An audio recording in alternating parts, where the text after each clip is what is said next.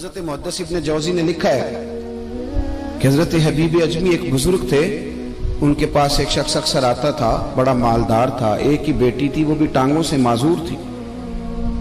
تو آپ اکثر اس کو کہتے کہ تو توبہ کر، اللہ کی بارگاہ میں رجوع کر۔ ایک وقت ایسا آتا ہے کہ پھر انسان کا جب کوئی اپنا نہیں رہتا پھر اسے مصلی یاد آتا ہے، لیکن اگر مصلی کی عادت بچپن سے پڑ جائے نا تو پھر ذرا آسان ہوتا ہے اللہ سے دل لگانا۔ وہ اکثر آپ اس کو کہتے کہ ٹھیک ہو جائے کہ تو بیٹی ہے، وہ بھی بیچاری معذور ہے، تو کہاں دولت لے جائے۔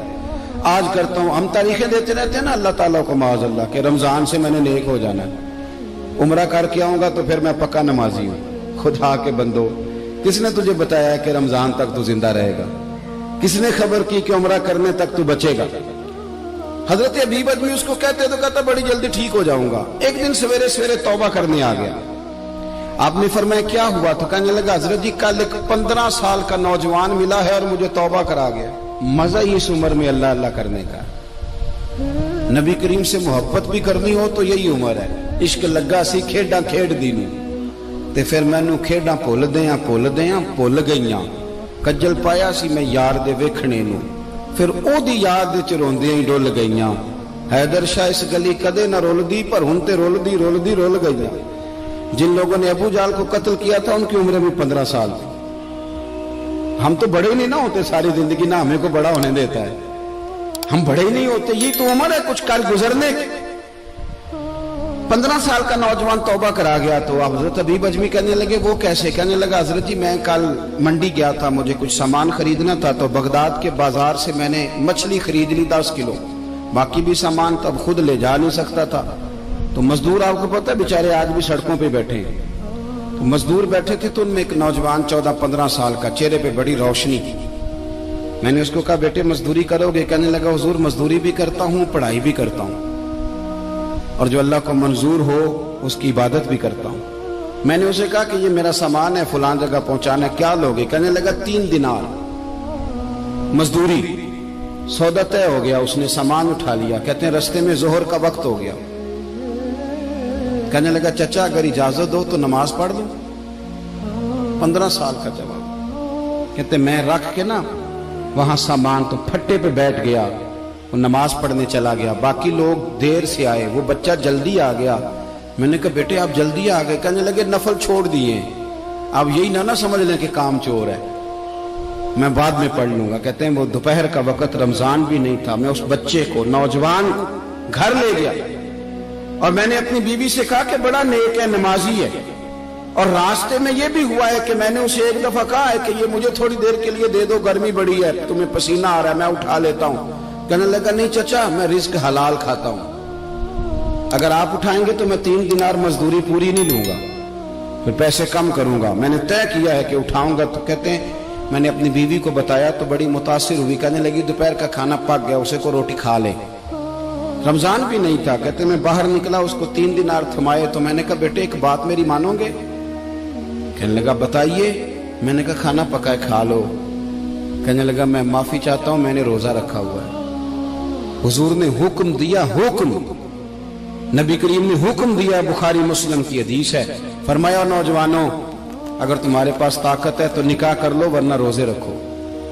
حکم دیا، یا نکاح اور یا روزے، یہ سرکار کا حکم ہے۔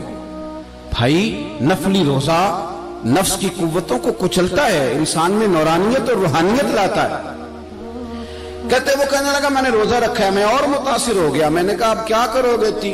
کہیں اور جانا ہے؟ کہنے لگا نہیں، میں جس دن 3 دینار کما لیتا ہوں پھر میں مزید لالچ نہیں کرتا، باقی وقت یا قرآن مجید پڑھتا رہتا ہوں یا نبی پاک پہ درود شریف پڑھتا رہتا ہوں۔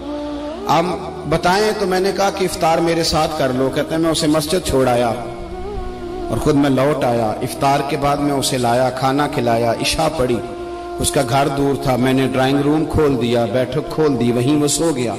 میری 20 سال کی معذور بچی کبھی چل نہیں سکتی تھی، کوئی طبیب کوئی حکیم میں نے چھوڑا نہیں تھا اس کو دکھایا نہ ہو۔ ایک ہی بیٹی، وہ بھی معذور پیدائشی، اس کے کمرے میں گئے، میاں بیوی اسے کھانا کھلا اور بتایا بیٹے ایک نوجوان ہے، بڑا نیک ہے، ہمارے گھر میں آج بڑا پرہیزگار۔ پتہ ہے حضور نے کیا فرمایا؟ نبی کریم فرماتے ہیں جب نوجوان اٹھ کے تہجد پڑھتا ہے نا، نوجوان تو اللہ فرشتوں کے سامنے اس نوجوان پر فخر فرماتا ہے. اللہ فخر کرتا ہے کہ عمر دیکھو اور دیکھو یہ میری بارگاہ. اللہ فخر کرتا ہے, اللہ یعنی خدا خود میرے مجلس بود, اللہ فخر کرتا ہے. اب سوچیں, تو ہم نے اپنی بیٹی کو بتایا کہ نوجوان اور بڑا نیک ہے, تو کہتے ہیں وہ کھانا کھلا کے ہم واپس آ گئے. آدھی رات کا وقت ہوا تو دروازے پہ دستک ہوئی. بچی اپنے کمرے میں سو رہی تھی, ہم اپنے کمرے میں, وہ بیٹھک میں. گھبرا کے اٹھے کہ اس وقت کون ہے دروازے پہ؟ تو بیٹی کہنے لگی ابا دروازہ تو کھولنا. کہتے ہیں دروازہ کھولا تو 20 سال ہو گئے تھے بیٹی کو, کبھی اس نے چل کے نہیں دکھایا تھا, کبھی دوڑ کے ادھر جاتی, کبھی ادھر آتی. کہتی الحمدللہ اللہ نے میری ٹانگیں ٹھیک کر دی. ہم دونوں رونے لگے, اے اللہ تو کتنا کریم ہے, کیسے ہوا بیٹے سارا کچھ؟ بیٹی کہنے لگی ابا آپ نے کہا تھا نا کہ نیک نوجوان آیا ہے, تو میرے دل میں خیال آیا اللہ اگر واقعی نیک ہے تو اس کے صدقے مجھے شفا ہی دے دے. یا ایھا الذین آمنوا اتقوا اللہ وابتغوا الیہ الوسیلہ. تو کہنے لگی ابھی میری دعا بھی پوری نہیں ہوئی تو رب کریم نے فضل کیا ہے اور مجھے شفا عطا کر دی. کہتے ہم دوڑ کے اس کے کمرے میں گئے, اور جب ہم نے ہاتھ رکھا تو دروازہ پہلے سے کھلا تھا, ایک خط چھوڑ گیا تھا.